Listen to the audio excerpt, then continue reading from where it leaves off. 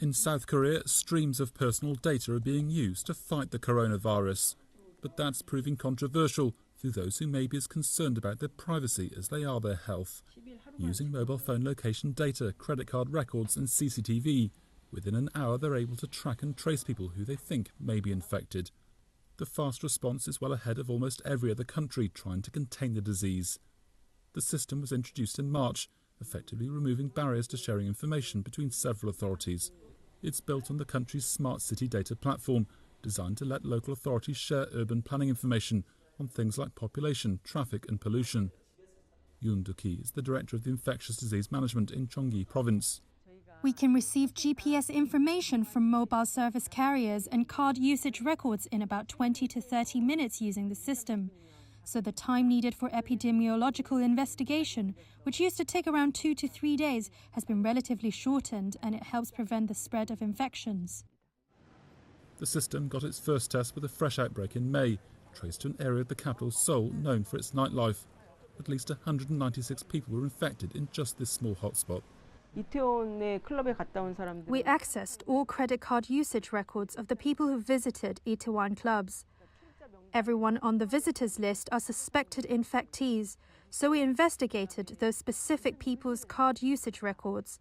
We also requested GPS information and received a full list of people who stayed in the relevant areas for over 1 hour during a specific time period. Authorities' power to get hold of personal information was established by a new law 5 years ago. The Infectious Disease Prevention and Control Act was introduced after the country was hit by the Middle East Respiratory Syndrome, known as MERS. It allows health officials in South Korea to access a wide range of personal data without a court order. Lee Jae-myung, the governor of the Gyeonggi province, says it's important such information is only used for health crises like the current pandemic. There might be some parts of South Korea's contact tracing system that Western countries can't understand. But in our country, almost everyone uses smartphones, and the IT industries are highly advanced, so we can access records of every smartphone which has passed by a repeater in a certain area at some point. Actually, this is a very scary reality, and such information should only be used for crises like infectious diseases. Many countries are scrambling to develop smartphone apps that can trace contacts of patients without revealing detailed personal information.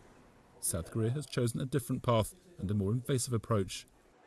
Among people Reuters spoke to in a shopping mall here, there's an acceptance of the approach, but concerns about privacy too.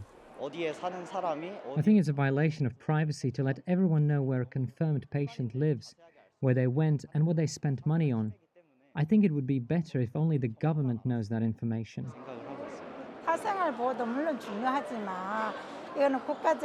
Of course, protecting privacy is important, but I also think privacy should be put aside at this point, both nationally and globally. At a national or global level, lives are more important than personal privacy. Yes, personal privacy is important, but preventing an infectious disease is even more so.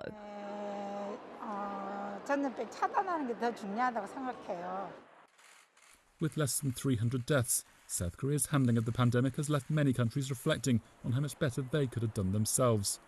But whether they would have been prepared or indeed able to use the same data capture methods is another matter altogether.